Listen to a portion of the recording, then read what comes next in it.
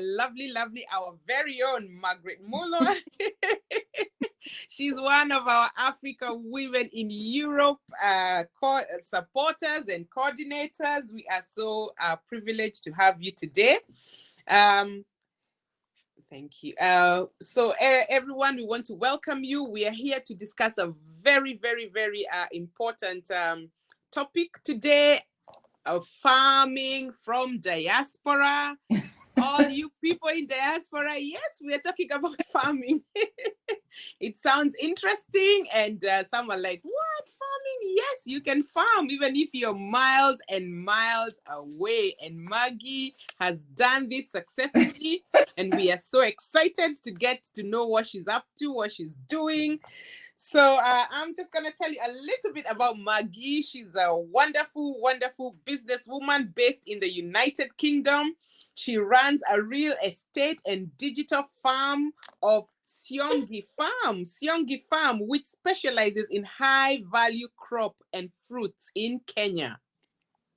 So Maggie is a professional personal assistant with over 20 years experience. And she's also a wife and a mother of 3 and a believer in Christ. Amen. So we are so excited. Maggie, welcome on board. It's a pleasure to have you. So Maggie, tell us what made you start or think of diaspora farming? Well, where do I start? Yes. Farming is one of those things, especially coming from Africa, that everyone does as we grow up. We saw our family doing it, and because we are privileged to have the rural area, you know. So I must admit that as growing up as a child, when I used to go to the farm, I used to go and I'll be the one cooking. So I never used to go to the shamba. I was volunteered to be the one cooking. Fast forward, I got married 23 years ago. And one of the dreams of my husband was to do farming. Mm-hmm. And of course, when you get married, you become one. And his dreams become my dream. Yes. That is where the dream of farming came about. Mm-hmm. So yeah, this goes way, way back. And coming to the UK, we used to say, oh, we'll go back and own a ranch, I remember one time going back with the children back to Kenya, and they're like, Mommy, where's your ranch? So I was like, it's coming. And with horses' feet is still to come. Yes. So that's the background of why we thought of starting farming. Yes. But I mean, before I continue, I also need to introduce you. And it's really one privilege to be sharing this platform with a believer like me.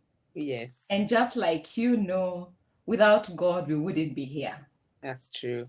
So we have to acknowledge that. Above all, we can plan everything, but without God, we can't. Mm-hmm. So yes, welcome, Milka. Thank you. I've known Milka for the last, I think, 8 years now. Yes. And it has been a blessing and a privilege. I just admire, even before saying anything, I just admire the way you carry yourself, the way you live by the image of God, which is a blessing. So keep up that. Thank you. So for those who don't know, Milka is an entrepreneur based in the UK, director as well of Agro Organic Food Limited, which specializes in smoked dry fish. Yes, smoked dry fish. Milka is also an administrator at the African Women in Europe. She's the director of Cleanly Limited, a company that facilitates for registered nurses to relocate to the United Kingdom. This is from across Africa. She's a professional registered nurse, a midwife, majoring in surgical nursing with over 25 years of experience. And like I said, she's a mom of 2 beautiful daughters and a believer. So we thank God, and thank you, Miriam, for joining me this.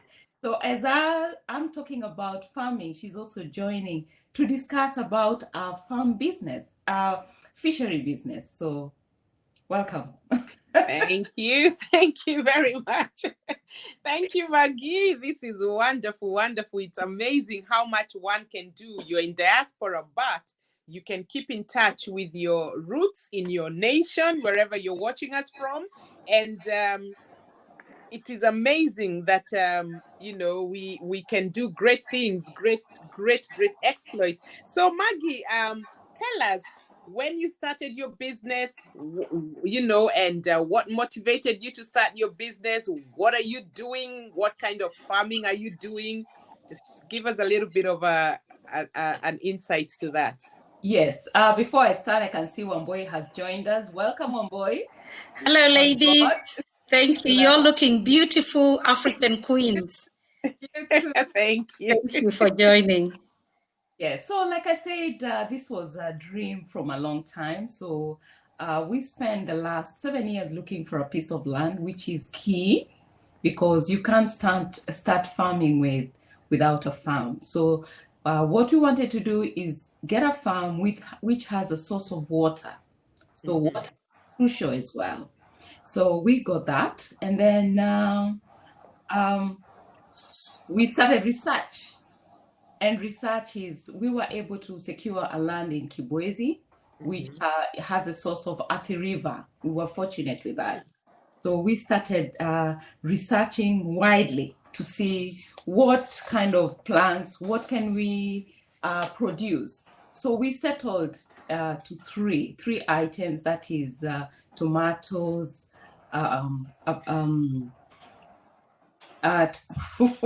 watermelon. Yes. Yes. And then we started from there. Starting farming from diaspora it's not. And one thing I'll let you know that we started 2 years ago, proper farming. But before you start the farming, you've got to do the irrigation system. So again, with the research, you've got to have that in mind and have the finances. So finances is key. Research, get piece of land which has a source of water or borehole. Now, with the land, you don't have to buy. You can go into partnership. And this is one thing that I will encourage, especially people who are in diaspora.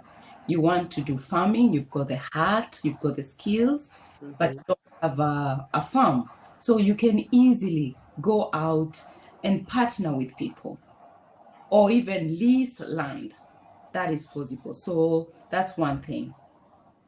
After that, marketing. You've got a farm, you've decided you want to grow tomatoes, onions, and watermelon. So you can't grow that without a market. And that is exactly what we did to begin with. So we went and started off with watermelon.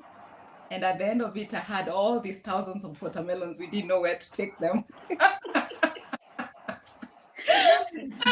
Yeah. And then I started going on Facebook, networking, which was brilliant, by the way. In Kenya, you can sell anything anywhere. So from there, we decided if we are going to do this as a business venture, we need to think large. And the reason as to why we decided to go and look for people we can partner with. And that's why we went and spoke to Trigger. So Trigger, we've been working with Trigger Farms who have been buying our produce. And just bringing in the Trigger Farm has been able to help us in such a manner that we don't have to worry about where we will take our produce after. They give us an agronomist. They do a farm visit on a weekly at times. Every 2 weeks, we have someone visiting the farm to advise us on what we need to do, on what plants we need, how our plants are doing, the harvest time. And once the harvest is there, they come in and pick our produce. Now, before I forget, working from diaspora, of course, we've not been there. We wouldn't have done anything without having a good manager. We have been blessed. We have had an extremely good manager who has run the farm from putting the irrigation system to planting. And actually, I want to surprise you. Since we started 1.5 years serious now from the irrigation system to the planting, I haven't set foot in the farm, but it has gone on well. That has been the work of God and the work of a good partnership. We have an extremely good manager. So as diasporans, when you want to start farming, that is key. You can either be a partner, so that again, the person who you're doing business with has got to be in it 100%. We have very good dedicated workers. So that has been amazing. Yes, I know people will be surprised. Yes, we haven't set foot, but we have seen the produce. Now, again, I will go back and say, when we started doing the research, you have to put everything on paper before you take it on land. I know it seems impossible, but it is true. Believe you me, I wouldn't be telling you lies. So what we did is, my husband is very good at that, bless him. So we researched tomatoes. For instance, I have calculations here, which I would have shared. For instance, planting tomatoes in 1 acre. And if you plant 6,000 seedlings, seedlings for planting tomatoes, within 1 acre, it takes 3 months from cultivating to germination. This is tomato. So you plant 6,000 seedlings. For 1 plant of tomato can remove 5 kilograms of tomatoes. This is just average, yeah? So we sell our produce to Twiga, let's say at a cost of 30 shillings per kilo. If you calculate that within a year, and let's say you harvest tomatoes 3 times in a year, you're looking at almost 720,000 Kenya shillings. Yeah, I know. But bearing in mind their cost for labor, for the seedlings and all that, it might take time. So that is one of the way you have to put it on paper. So we've done the same for onions, and we've done the same for melons. So this is what has helped us fast. Again, research before you put it in the paper. Has it worked? Yes. So that is basically it. Maybe once you ask me a question, I'll know how to answer that. Now, so much about my farming. Let's go back to Milka. Milka, you've been doing fishery. Can you please give us a background of what you've been doing and the fact that you're doing it from Kenya and exporting here? That is on another level. Thank you, Maggie. Sorry, I had a bit of a technical issue there. But yes, we, Afrorganic Foods Limited, is a company that is a distributor of smoked, coiled African organic catfish.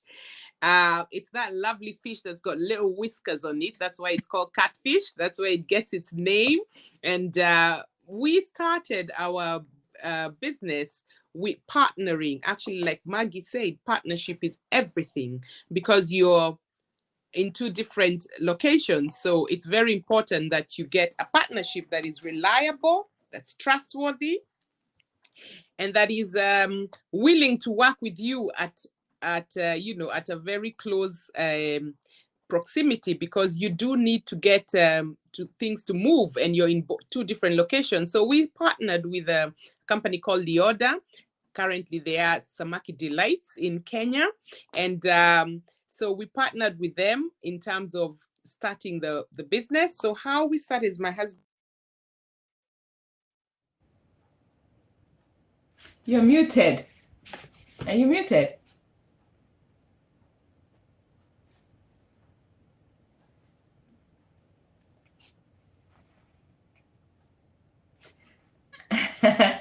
Milka, I think Milka is muted at the moment. I'll try and call her. Technical hints.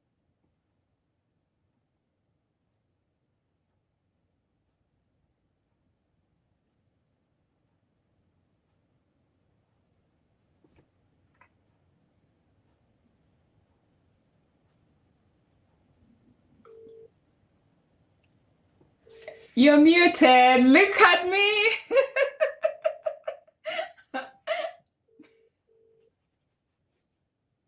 You're muted.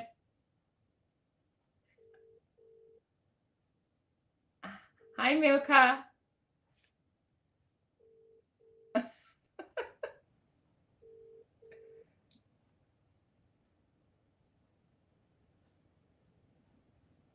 Sorry, I'll take over. I'll take over as she sorts her machine. As you can see, technology it's good when it works, and it's the same thing I would say when you're running a business from so far away. You're relying on the technology. So here she is. So no, you were muted. No. Okay.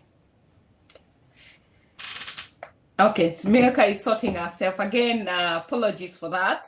Don't worry, if the time goes, we will still give you more information. Just remember that we are here to support you in any way. Share ideas, because just like we rely on people back home. We trust people to work for us. We trust people to support us. We trust people to help us. That's the same way. That's the same knowledge. I would be willing just to encourage a sister, to encourage a brother. If you want to start, this is not impossible. It's doable. But I will have to say it's not easy. Yes, I can give you all the positive. I can tell you some of the challenges that we've had. Like I said, when we began, we had all these produce and we didn't. Yes, she's sorry. Sorry, guys. Okay, I'll just finish my sentence. Yes, we've got challenges, and those challenges I will let you know so that you don't just think, oh, Maggie's just talking about the merry. The challenges are there, just like challenges are there in every business. But we'll discuss that. Carry on, my sister. Thank you. Sorry, guys. Bit of technicality. If you see me waving, just know we can't see you. You can't hear me. Oh, bless you. Thank you very much, everyone. Yes, back to what I was saying about the fish. So we partnered with the Kenya Fisheries, who helped us and held our hands and directed us, because we had to put a lot of things in place, because we were doing international business. So we had to have things like policies in place. We had to have regulations in place. We had to have the whole structure. So it was quite a bit of work, because we had to get a factory set up. We had to get the training of the staff. We had to get all the documentation ready. We had to source the fish, and there's a lot to put in, and it sounds a lot. And I can tell you it feels daunting when you start. But the truth is, when you take one step, it leads to the other. And that's why it took us 10 years. We had to be patient. Why did we pursue this thing? Because we knew at the end of it, there is a great reward. So things don't always come as easy, but it doesn't matter what you want to start, whether it's the fishing or anything. If you start, the minute you start and you put yourself out there, somehow information gets to you. And when you get to a certain stage, then you know how to jump that hurdle and everything. So eventually we had to have the European Union come and inspect our premises, and then they registered us, which was a day we celebrated after 10 years. I can tell you, we had a party.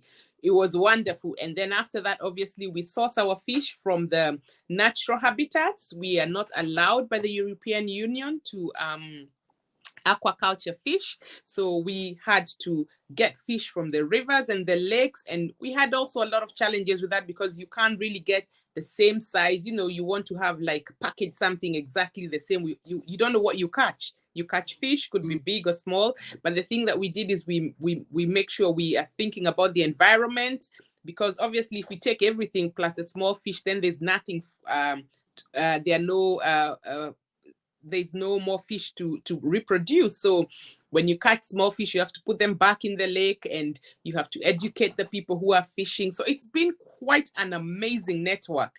And yes, that's how we managed to do that, and obviously bring the fish here. And then Afro Organic Foods now takes it from the United Kingdom and does the distribution. So you can do it. There's a lot of fish farming going in Kenya, a lot of fresh fish. It's a lucrative business. And if anyone is interested, I'm sure in your nations, wherever you are, there's the fisheries industry. There's a department that deals with agriculture and fishery industry, and they will be able to guide you on the guidelines regarding your nation, what to do. But I can tell you, it's big business, even locally, if you're in your country, or even when you're here, if you're able to do fresh fish, it's a bit challenging, but we prefer to do the smoked dry catfish because it gave us the option of a longer shelf life. Yes, so that is roughly just basically how we did the fishing.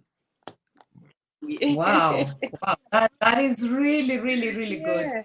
So if I can ask the people who've joined, if they have any questions, they can start asking, and then we can answer them. I'll talk about one of maybe the fulfillment of doing farming. One of the things that has been a blessing is the community is giving back to the community. And what I mean by that is that when we went and bought that land within the community, we have generated so much work, and more so for mothers. That has been a blessing. Secondly, is just seeing the transformation, empowering people. We've had, like I've said, we have workers who, we have 3 dedicated workers, and then we get them casuals. Just seeing people who are doing something with a heart, a clean heart, and want it to succeed. And in the process is us trying to empower them so that they can gain something. So again, bonuses, and if we sell something, we can also give them bonus because of what they've done. So that has been a blessing, especially doing it from far. That has just been, that's one of the highlights. The other thing is my children, because when we started farming, of course, these days, everything we talk about is farming. When we're having one of the issues, maybe a generator is not working or a pump is not working. So my children or the entire family get to hear about farming. So our next project was to start doing mango farming. And when my daughters was looking at the figures, like I said, before you start doing anything, you have got to research and put it in writing. So like put it in writing to make sure that once, if you make a plan, what you're going to get, because there's no point of starting business, especially in large scale, you put in so much and you're not getting anything back. And my daughter was challenged to start her own mango farming. As we speak, she works part-time, and she's fully funding her 1 acre of mango. Every month, she's contributing. So beginning of this October, she's planting her first 1 acre. And she's also adamant that when she starts, mangoes take 3 years before they germinate. So when the 3 years start, she will be making a trip to Kenya, supervise her harvest, get her money back. Because I was telling her, with the 300 pounds that you're putting in as an investment, you could be getting 3,000 in 3 years, pounds. And of course, that has been empowering. Again, not only just farming or any other businesses that we do, we've got to hold our children and we've got to do everything with them. We've got to, there's no point of us, like me, years back, would you, if, bless my father is not there, if you walk up today and hear me talking about farming, you'd be like, huh? What happened to her? So yeah, we've got to empower our children, empower the youth to also join in. And again, because of no employment in Kenya, everyone is doing farming. So all my sisters and brothers, I'm encouraging you to start And if you have any questions, I'm here. Thank you very much. We have a few questions here. We have Dr. Beatrice Lucose asking, I have 2 pieces of land that are idle as we speak, like 12 acres. How can we make good use of them? So I will give that question to Maggie. And there's another question from Carol Karaoke saying, fish farming, how did you get market abroad? So Dr. Beatrice Lucose's question, Maggie, do you want to try and tackle it? And I will also put a little input also on that. Yes. So basically, if you have at a lot of acre, first and foremost is finance, because you've got to fence. Once you start, you have an acre, you've got to fence the land, look for finances. You've got to have a source of water. You can't start farming without water. Now, if you don't have that finance, you can go into partnership. Again, this is what I'm talking about. And being in diaspora, we are fortunate because getting finance is not as hard. So unless you put in some money, you can't get anything. So let me not cheat you. It is not cheap. Like, let's say maybe if you start an irrigation for 1 acre, start small. We started small, and that's the only way. You start with 2 acres as you go on, but you can't say you'll do an irrigation system for 12 acres. So get a partner, get your finances, go to the agricultural people, get your soil analysis, look at what is being grown within.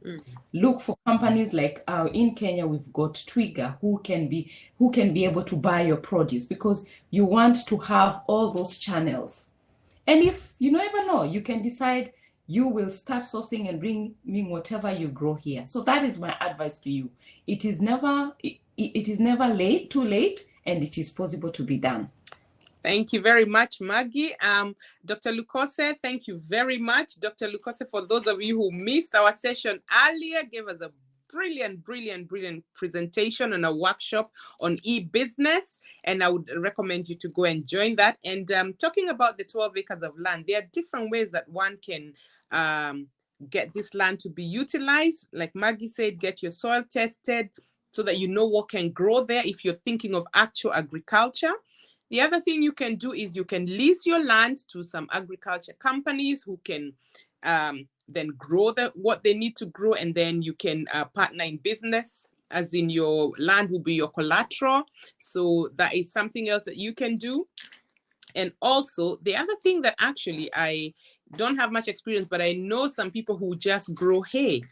They just grow grass, leave it there with their land, and then they come and harvest their hay and sell it before they know what to do with their land. Instead of leaving it just like that, empty and idle, you know, grass really grows almost everywhere as long as it's not very, very dry. So it's something that one can think about. But if you connect with us on our Africa Women in Europe.eu website, we can get in touch with you. We have other members who are doing farming. We have people like Wambogo Farm, and there are many other people who we can connect you with, and you'll be able to and other companies, and we'll be able to help you on that aspect.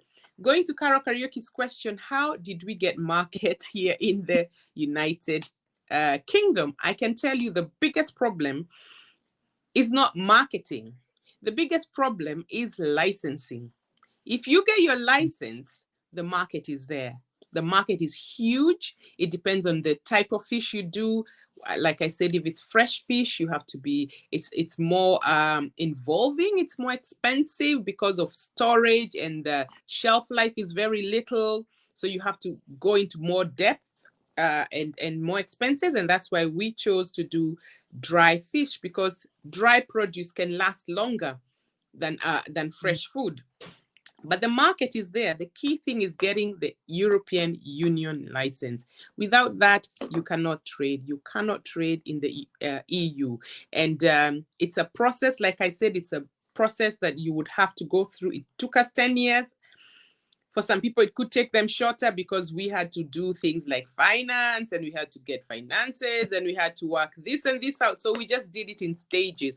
But different people are different. Some people have the finance, it could be easier for them, but you still have to go through all the stages of licensing, of verification, of inspections. I can tell you have lots of inspections. They have to inspect the water that you're using, because it's food. It's something that is very sensitive, so they will do all kinds of inspections.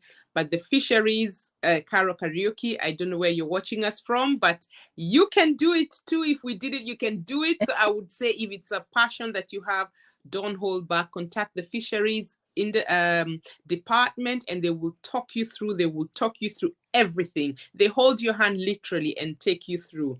It is a process, but it is doable. So we are so excited, and I also want to add a few things that you need is patience. When you're farming, you got to be patient. It's not one of those things that you plant and you think, oh, in 2 weeks I'll get something. Maybe things like coriander, they grow quickly, or actually some herbs grow quickly. But most farming takes time. So you have to be very patient. There are many hurdles you have to skip. You will never have everything together. So you just work as you are. I mean, take one step at a time and keep going. The key thing is that you have to start. If you don't start, then you wouldn't make it to the other end. But the moment you take your first step, you will get to the other end. So I would encourage all the ladies, make sure if you're in diaspora, please partner with someone you can trust. I cannot emphasize that enough. Look for a company that is a reputable, or a family member, or whoever you choose to partner with, but it has to be somebody you can trust, somebody you can have a relationship with, somebody that you can effectively communicate with, somebody who has integrity. Otherwise, it becomes very difficult. And those are principles in any business, really, transaction that you enter. There has to be all these things, and be also very honest, and have clear written down vision. This is where we are starting at. This is where we want to end. You may not know how to navigate in between, but I can tell you, the moment you take your first step, somehow you get information. There's a lot of information you can get online, and even if you look in the government bodies in your nation, you will be able to get extra information on where to go and what licenses are needed. So I hope, Carol, that I have answered your question. And yes, Carol says she's in the UK. So yes, Carol, you've seen the dry fish in the UK. It is nice, yes. And we are so very, very thankful to everyone. I don't know if anybody else has any other question, but one more thing I maybe want to put to Maggie. Have you ever thought of adding value? Maybe you're doing tomatoes, things like dried tomatoes, sun-dried tomatoes. Is it something you've ever thought of diversifying into? Because these are, I mean, when we look at the markets in Kenya or in across Africa or across the world, really, you find there's a lot of wastage. There's a lot of wastage of food, and how can we be able to add value to some of these things so that we are minimizing on the wastage? Because I can imagine it must be an expensive, affair when your tomatoes are not sold and they are perishable goods. So is that something you have thought about? Yes. Well, actually, that once we started doing tomatoes, we realized it's very delicate. And just the last few or 5 weeks, we've had so many tomatoes in the market in Kenya. And once you become a farmer, these are the things that you keep following. And in some instances, you could see farmers just throwing their tomatoes, which is really, really sad. Shouldn't be able to do that, because in another 2 or 3 months, we won't have tomatoes. So again, people are learning new ways of sun-drying tomatoes. Ideally, just would be able, God willing, in future to come, thinking of canning tomatoes. And with the mangoes, I've got a friend here in the UK who distributes dried mangoes to the health places. So that is a dream that I have. So again, it's not an easy thing. Like we're saying, you start planning. So I'm thinking of ways on how maybe we can do a production for tomatoes, for onions and all that. To be able to do it, if other countries are doing it, why not? But again, it's a one step at a time. First, what we need to do is to make sure that whatever we have is working for us before you move. And again, I say, whatever food we have can still be bought and used in Kenya. Food, there's a lot. You know, when we started farming, we were worried, oh, where will we take our produce? Just encourage you, you will never lack market. Even from within, when we have Trigger come in and collect in their what their requirements, because they have a standard of if it's onion, the sizing. But once they collect what they need, the rest, there's always mamas, ladies willing to take, and people who are taking. So you start networking, you start having the people who will come and buy your produce. So that's one thing that we have discovered. I know Carol has written there about how do we encourage our children. Now, since farming, we were buying seedlings, one seedlings for 7 shillings for tomatoes. And the first seedlings we bought was perfect. The second one, it backfired because we were sold substandard seedlings. So I empowered, encouraged my nephews and nieces. I told them, if you plant seedlings, I will buy them for 6 shillings, not the 7 shillings I was buying. And that is what my nieces and nephews are doing right now. So, and again, the youth, you find that you buy seedlings for 30,000, they're so expensive. And by the time they sell, they make double. So that is one way of empowering youth. There's so much you can do with farming. You don't have to do the whole process. You can just decide, especially for the youth, encourage them to start just doing seedling. It just needs a backyard in Nairobi. Get your soil, the proper soil, get the seedlings, plant, and you will be surprised you will get the market. So again, with Christine, having started the mango, the sister is encouraged, and I'm sure more people will hear from her. If she decides, oh, Mom, could you give me 1 acre? I do a business with someone else. We will be ready to negotiate. So encourage them. Yes. Thank you very much. Thank you, Maggie. Yes, we must encourage our siblings, our children. We must encourage and we must try. Don't give up. Don't put it as an idea on the shelf. Just give it a shot. You never know, you know. There's so much one can do. Sometimes we think of ideas, God drops them in your heart, but because you cannot navigate it through, you think it's not worth pursuing. But I would encourage you, find out, do your research, and pursue it. Because the moment you do something, the moment you plant any seed, it will grow. And it will grow and produce more fruit and give you more seed. So it's the same. So I would encourage diaspora farming, whatever area of farming that you're passionate about. Mine is fish. Maggie is farming of foods, tomatoes, melons, and she's going to diversify mangoes. I mean, there's an endless list of things that you can do. So whatever you endeavor to do, we want to wish you all the very best. We want to thank everyone for joining us. You can get in touch with me at Afroganic Foods Limited. And if you want to know anything more about fish, or if you want to buy fish, we sell the fish here. We sell it at 2 kilogram boxes. We're giving an offer at £40 for that. So if you're interested, you can email me. You can also get all our details on the Africa Women in Europe.eu website. All our details will be there. And Maggie, if you let us know how we can get in touch with you as we end the session.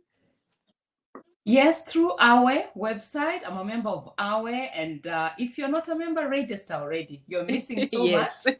And my farm is Siongi in Kibwezi. If you ever go to Kenya and you want to go and visit and have a peep, let me know.